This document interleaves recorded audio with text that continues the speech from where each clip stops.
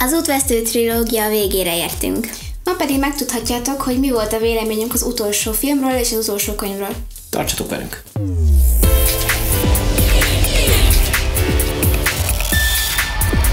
Sziasztok! Üdvözlünk benneteket ismét a Two Generations csatornán, ahol a legjobb filmekről és könyvekről beszélünk, két különböző generáció szemszögéből. Ha most jártak nálunk először is, ti is szívesen olvastok és moziztok, mindenképp érdemes feliratkozni, hogy mindig napirenden legyetek az infokkal. Követhettek bennünket közösségi médiában, Instagramon, Twitteren és Buy Me a Cafén, ahol a csatorna támogatására is lehetőség van. Ma pedig a Maze Runner trilógia, vagy az Útvesztő, magyarul az Útvesztő trilógia harmadik könyvéről és a belőle készült filmről fogunk beszélni, hogy mennyire tér el a kettő egymástól, és hogy mennyire jó egyik, és mennyire jó a másik. Az általános Maze Runner információkat megtalálhatjátok az első két videónkban itt valahol az i betűn, azt hiszem ott. A harmadik könyv és a harmadik film még mindig jól hoztak a konyhára, viszont nem annyira voltak tőle elragadtatva a Maze Runner könyv trilógia rajongói, hiszen ugye már a második film nagyon eltért a könyvtől, és olyan hatalmas eltéréseket eszközöltek a második filmnek a történetében, amely már eleve kizárta, hogy a harmadik film ugyanolyan legyen, mint a könyv. Igen. Igaz? Tehát arról majd később fogunk beszélni, hogy pontosan mik ezek az eltérések.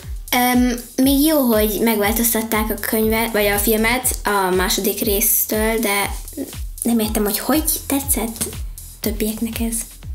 Hogy? Hát a könyv, a második könyv. Hogy tetszett a könyv jobban, mint a könyv? Hogy szerethették jobban a könyvet? Hát valószínű, hogy amikor elolvasták a könyvet, és akkor még nem volt meg a film. Tehát volt, aki szerette a könyvet úgy, ahogy van, bár nem igazán voltak annyira jók a könyvek. Viszont a Maze Runner trilógia, a film trilógia, az egyike a legjobb ilyen ifjúsági regény feldolgozásoknak.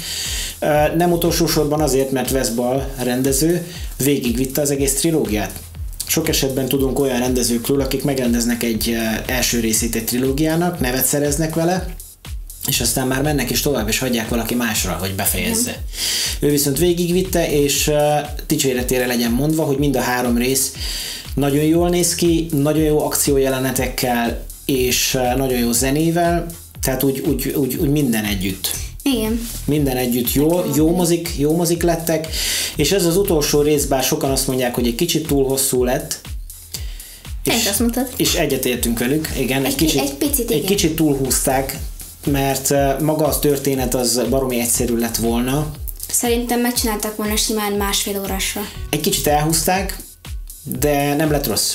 Én nem éreztem, hogy nem estek annyira túlzásba. Nem estek nagyon túlzásba, igen. Neked nem érezted úgy, hogy elhúzták? Tehát neked okés volt így? Nekem jó, szerintem jó volt. Viszont a könyv az meg borzalmas volt, tehát ahhoz képest mégis csináltak egy nagyon jó mozit belőle. Mármint, hogy ha a könyvhöz hasonlítjuk a filmet, akkor ég meg a föld. Hát igen. Igaz? Igen. És annak ellenére... A borzasztó volt. Igen, annak ellenére, hogy nagyon sok mindent megváltoztattak benne, annak ellenére végül is szerintem a film trilógia sokkal jobb lett, mint a könyv trilógia volt. Sokkal. Tehát, hogyha valaki megnézte a film trilógiát, akkor én nem ajánlanám neki, hogy elolvassa a könyv trilógiát is, mert csak csalódni fog. Igen. Igaz? Ha valaki viszont elolvasta a könyv trilógiát, és tetszett neki, akkor nézze meg a filmet. Nézze meg a film trilógiát, mert az még jobb. És mivel annyit változtattak a történeten, ezért nagyon sok meglepetést kéne. Bár mondjuk ez a videó leginkább azoknak szól, akik már látták, mivel kemény spoilerek lesznek. Tehát nem fogjuk visszatartani magunkat, mivel ugye ez egy 2018-as film, azóta már eltelt jó néhány év, aki meg akarta nézni, az megnézte, aki pedig nem, az... Most állítsa meg a videót, menjen, nézze meg, jön vissza. Pontosan. Történet. A sztorit tehát nagyon röviden összefoglalva. A második részben Minho-t elrabolja a Wesett, ebben a részben pedig szinte az egész rész arról szól, hogy megpróbálják Minho-t kiszöktetni, közben Newt elkapja a kitörést. Nem közben. Mármint közben kiderül, hogy elkapta a kitörést, és hát le akarnak számolni végül is az egész Wessettel, és kiderül, hogy Thomasnak a vérében van az ellenszer a teljes kitörésre, mert az ő vérében valami olyan antitestek vannak, amik nem csak lelassítják, hanem megölik teljesen ezt a vírust. Gyakorlatilag ez a sztori, és amint mondtuk, ez egy egyszerű sztori. ezt le lehetett volna, mondjuk van a mellékszál, ugye Teresa és Thomas mellékszála, hogy ők azért egy ilyen se veled se nélkület kapcsolat, hogy Teresa számára sokkal fontosabb a kitörés ellenszerének megtalálása, mint bármi más, igen. Ezért akár a barátait is elárulja. Thomas pedig valahogy még mindig szerelmes Teresába, de ezen kívül nagyon sok minden más nem történik, tehát ennyi az egész lényeg, és ezt el lehetett volna tényleg egy rövidebb filmbe is. Tehát ez nem egy olyan nagyon Game of Thrones sztori. Nem olyan. Mindig más filmekre hasonlítod, de legalább most nem volt Shadow and Bone. Nem a Shadow and Bone-ban is több szál volt, mint ebben. Érdekességek. Dylan O'Brien az első jelenetben nagyon súlyosan megsérült, hogy le kellett állítani a forgatást egy időre. Igen, majdnem egy évet késtek a film megjelenésével, emiatt a sérülés miatt, mivel ő nem kért kaszkadőrt, hanem ő egyedül próbálta megcsinálni ezeket az elég veszélyes mozdulatokat. A másik érdekesség pedig az, hogy James Dashner megjelenik a filmben, a harmadik részben egy pillanatra, mégpedig abban a jelenetben, amikor Ava Page és Teresa beszámolnak az eddigi eredményekről a nagy kutyáknak, a fejeseknek, akkor az egyik fotelben bizony maga James Dashner ül, ugyanis szót sem szól, de többször is mutatja. Néz ki. Többször is mutatja a kamera, de nem néz ki ezt. De. Amúgy a Brendát alakító Rosa Salazar, ő pedig most a filmben sokkal jobban hasonlított a karakterére, ami a könyvben le volt írva, mint a második részben, mivel itt is kicsit hosszabb volt a haja, de ennek nem csak ez az oka volt, hanem azért is volt hosszabb itt a haja, mert párhuzamosan azzal a forgatással forgatta az Alita Battle Angel című filmét is, és ott hosszabb kellett legyen a haja. Könyv versus film. Az első lényeges különbség már a könyv és a film elején történik, ugyanis a könyvben Newt, Minho és Thomas mind a veszett fogságában voltak és kiszabadulnak. Viszont a filmben csak Minhót rabolták el, és a többiek indulnak a megmentésére.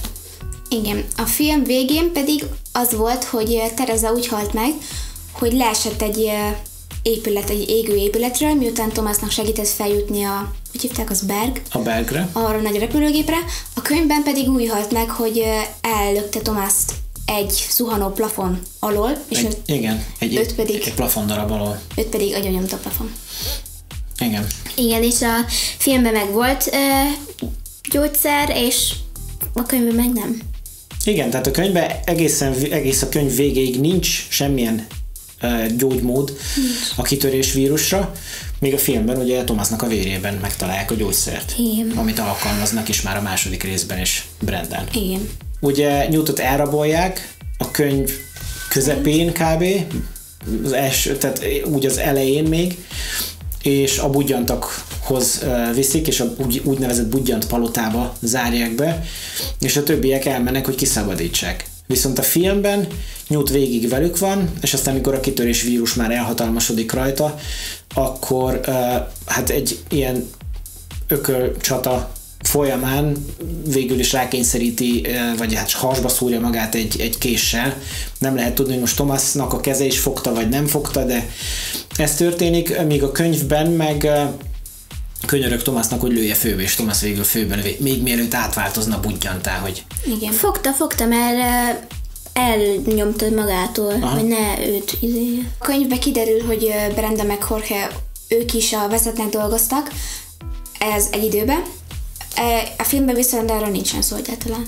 Például ez a vonatos jelenet sem volt benne a könyvben, egyáltalán nem lehetett benne. Mivel nem rabolták el. Igen, mivel teljesen másfele ment az egész. Aztán ugye a veszettnek a könyvben nem egy felhőkarcolója van, hanem egy ilyen laboratóriuma, egy ilyen kutató laboratóriuma van, itt meg egy teljes felhőkarcolója van. Teljes városa van. Igen, aztán a könyvben ők visszamennek az útvesztőbe tulajdonképpen. Igen. Menjenek, mivel az útvesztőben tartják fogva az immunisokat. Az immunisokat, igen. Itt meg nincs semmi ilyesmi. Itt meg ott voltak az immunisok, ahol a vezet volt. Egy ilyen laksorba bezárva. Igen. Igen, ott bezárták őket. 28 immunist. És a könyvben pedig több százan voltak. Véleményünk. Hát nekem az volt a véleményem a könyvről, hogy először azt hittem, hogy jobb lesz, mint a többi könyv, de aztán idővel mégis nagyon, és eléggé rossz lett. És a könyvnél, vagy a filmnél az nekem nagyon tetszett. Nem annyira, mint a második film, de azért... De azért ez is egész jó volt, igaz? Nekem a második rész a kedvencem. A könyvvel én is úgy voltam. Az elején az tényleg ígéretesen indult, de aztán megint úgy így bele csúszott Dashner az elkövetett hibáiba, amit már elkövetett a második részben is. Úgyhogy nem tetszett annyira végén. De a film az jó volt, az tetszett. Sajnos nem igazán lehet szerintem Dashnert úgy elfogadni, mint egy kiforrott írót. Nagyon hullámzik egyszerűen a minősége a könyvnek. Vannak jelenetek, amik kimondottan jól meg vannak írva, viszont sajnos a nagy része az gyenge. Igen. Az gyenge.